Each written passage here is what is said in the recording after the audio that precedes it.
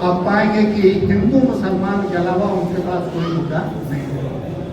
वो झारखंड की तरक्की की बात नहीं करते।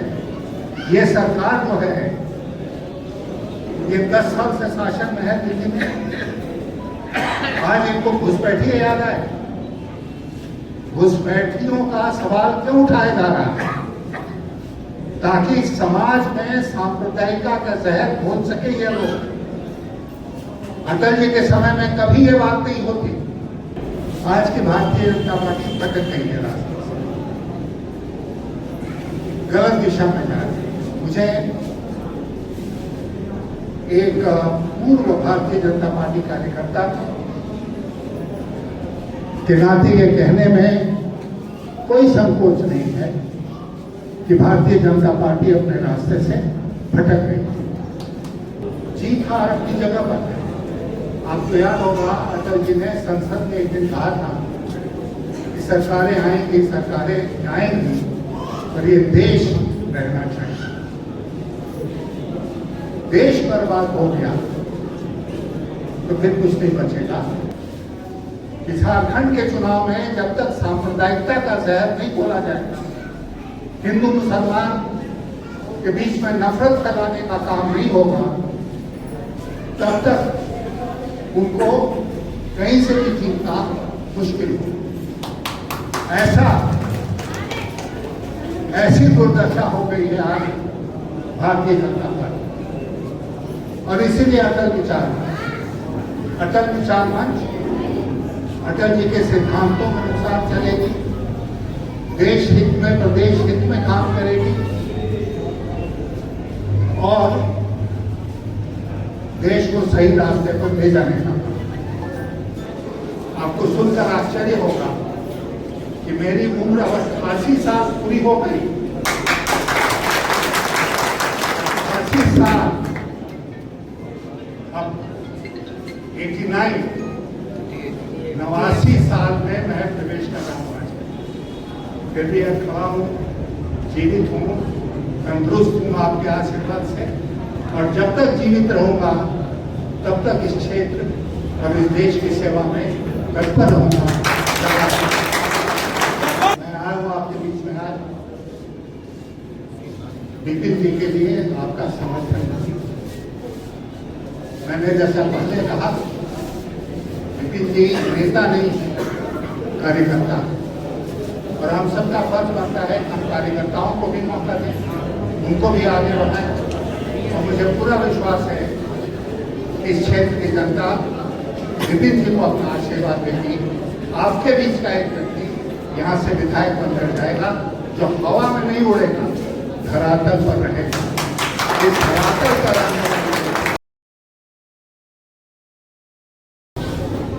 बहुत बहुत धन्यवाद विपिन जी। सम्मानित मंच और मित्रों, मैं आभारी हूँ विपिन जी का, जिन्होंने आज एक बार फिर मुझे विष्णुगढ़ आने का सुअवसर प्रदान किया। एक अरसे के बाद आ रहा हूँ, लेकिन पुराने चेहरों को देखकर, पुराने मित्रों से मिलकर बहुत खुशी का एहसास हो रहा है। विपिन जी के नेतृत्व में इस क्षेत्र में हम लोगों ने बहुत काम किया। मुझे वो दिन याद है जब विष्णुगढ़ में बिजली नहीं थी ना, विष्णुगढ़ में बिजली नहीं थी। विपिन जी ने दबाव बनाया हमारे ऊपर कि प्रखंड का मुख्यालय है, बहुत बड़ा केंद्र है, तीर्थ स्थान है, यहाँ पर बिजली होनी चाहिए। और हम लोग सब लगे और विष्णुगढ़ में बिजली आई। और भी बहुत सारे विकास के काम हुए। आज विपिन जी एक नेता के रूप में, एक कार्यकर्ता के रूप में आपके सामने माननीय विधानसभा के प्रत्याशी हैं। और अटल विचार मंच की तरफ से हम लोगों ने समझा कि मांडू विधानसभा के लिए सबसे उपयुक्त अगर कोई उम्मीदवार हो सकता है तो विपिन जी हो सकते हैं, और इसीलिए हम लोगों ने उनको अटल विचार मंच की तरफ यहाँ का उम्मीदवार बनाया है। अब आप लोगों को लग रहा होगा कि अटल विचार मंच क्या है, जंतु है, क्या जीव है, कहाँ से आता है। तो मैं आपसे कहना चाहूंगा, नेपोलियन का नाम सुना होगा आप लोगों ने, सुना है? नेपोलियन बहुत बड़ा क्रांतिकारी था फ्रांस का, और बाद में वो फ्रांस का राजा बन गया, राजा। और उसने एक बयान जारी किया था नेपोलियन ने, जिसको उसने कहा था कि मैं ही क्रांति हूं और मैंने ही क्रांति को बर्बाद किया। I am the revolution and I destroyed the revolution. क्योंकि क्रांति में राजा को अपदस्थ कर दिया गया था, और उसी क्रांति का नेता राजा बन गया फ्रांस का, तो उसने क्रांति को बर्बाद कर दिया। मुझे लगता है कि आज भारतीय जनता पार्टी में कुछ ऐसा ही हुआ। भारतीय जनता पार्टी के भी सर्वोच्च नेता अगर ये कहें कि मैं ही भारतीय जनता पार्टी था और मैंने भारतीय जनता पार्टी को बर्बाद कर दिया, तो गलत नहीं, क्योंकि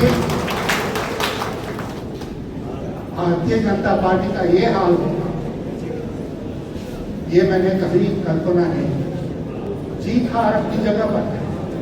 आपको याद होगा अटल जी ने संसद में एक दिन कहा था कि सरकारें आएंगी, सरकारें जाएंगी, पर ये देश रहना चाहिए। देश बर्बाद हो गया तो फिर कुछ नहीं बचेगा, और देश को सही रास्ते पर लाने के लिए फिर बहुत वक्त लग जाता। आज की भारतीय जनता पार्टी भटक गई है, रास्ते से गलत दिशा में जा रही है। मुझे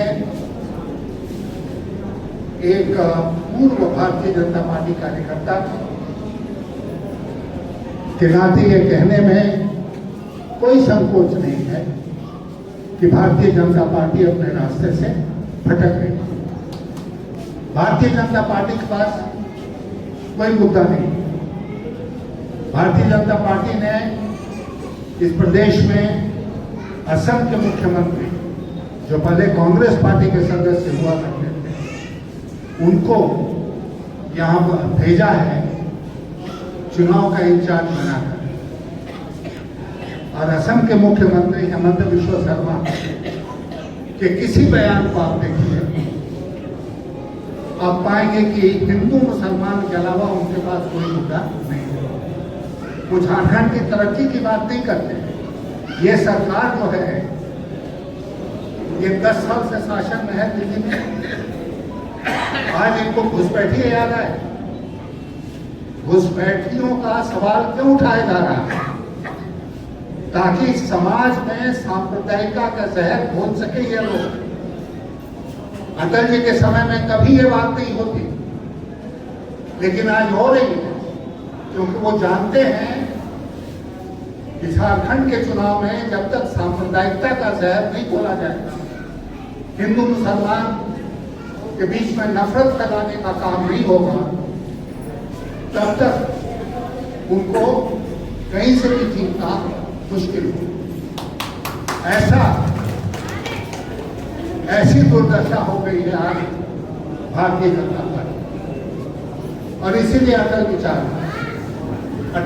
मंच अटल जी के सिद्धांतों के अनुसार चलेगी, देश हित में, प्रदेश हित में काम करेगी,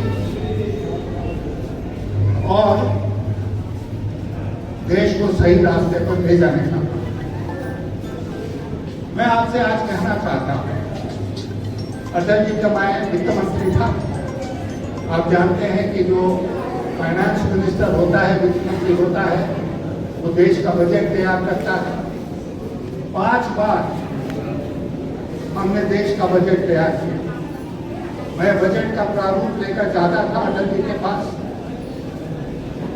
उनकी सहमति लेने के लिए चर्चा होती थी। हम लोगों ने बहुत मुश्किल फैसले किए, क्योंकि मुश्किल फैसलों की जरूरत थी। अटल जी ने एक बार भी हमसे नहीं पूछा या कहा कि यशवंत जी, इसका चुनाव के ऊपर बुरा प्रभाव पड़ेगा, इसलिए इस कदम को मत उठाइए। एक बार भी उन्होंने नहीं कहा। कठोर से कठोर कदम हम लोगों ने उठाए, अच्छे से अच्छे कदम भी उठाए। देश हित में जो था वो पार्टी हित से ऊपर था, और इसीलिए देश हित में जो था वही काम हम लोगों ने किया। आज केवल एक ही बात ध्यान में रखकर सब नीतियां बनाई जाती है कि चुनाव जीतने में इससे क्या मदद है, चुनाव कैसे जीता जाए। क्या किसी राजनीतिक दल का सबसे बड़ा उद्देश्य होना चाहिए चुनाव ही जीतना? देश हित उद्देश्य नहीं होना चाहिए। अटल विचार मंच का निर्माण इसलिए किया गया है कि नेपोलियन की तरह जो लोग भारतीय जनता पार्टी की क्रांति को खत्म कर रहे हैं, बर्बाद कर रहे हैं, उनको किनारे करके हम लोग फिर उसी रास्ते पर चलने का प्रयास करें जिस रास्ते पर अटल जी चाहते थे ये देश चले, और जिस रास्ते पर 6 साल जो उनका शासन था, उस शासन काल में उन्होंने देश को उस रास्ते पर ले जाने का प्रयास किया। यहीं पर आकर जाऊँ है ना, आगे प्रधानमंत्री ग्राम सड़क योजना की जब शुरुआत हुई थी तो सबसे पहली सड़कों में यहाँ से अंतरजामों तक की सड़क,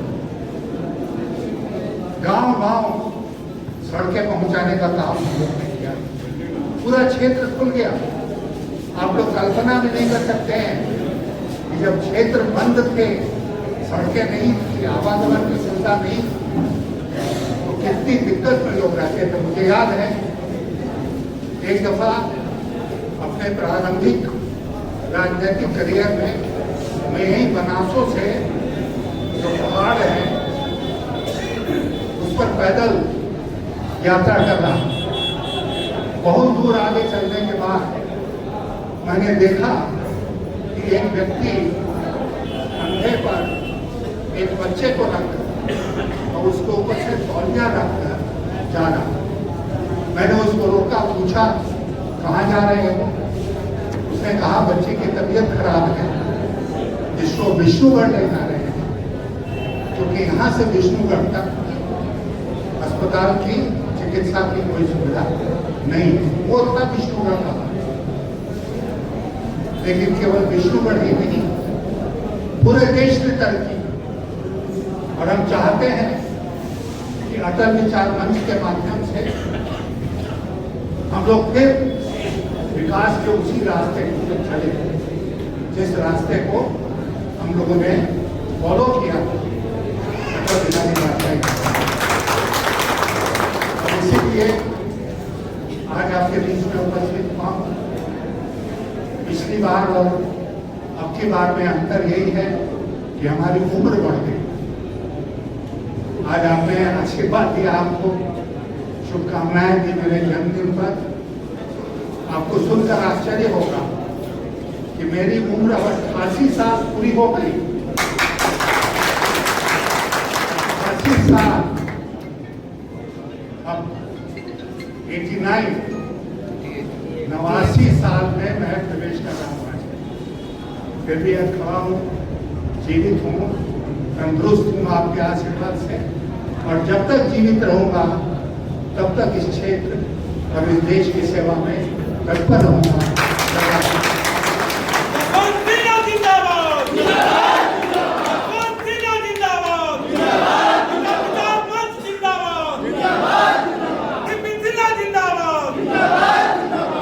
मैं आया हूँ आपके बीच में आज विपिन जी के लिए आपका समर्थन नहीं। मैंने जैसा पहले कहा, विपिन जी नेता नहीं कार्यकर्ता, और हम सबका फर्ज बनता है हम कार्यकर्ताओं को भी मौका दें, उनको भी आगे बढ़ाएं। और मुझे पूरा विश्वास है कि इस क्षेत्र की जनता विपिन जी को अपना आशीर्वाद देगी। आपके बीच का एक व्यक्ति यहाँ से विधायक बनकर जाएगा जो हवा में नहीं उड़ेगा, धरातल पर रहेगा। इस धरातल पर आप आगे बढ़ाइए और उनका भी मान सम्मान रखिए, अपना भी मान सम्मान बढ़ाइए और देश की सेवा, क्षेत्र की सेवा में तत्पर हो जाइए। बहुत बहुत धन्यवाद। बहुत बहुत धन्यवाद सर।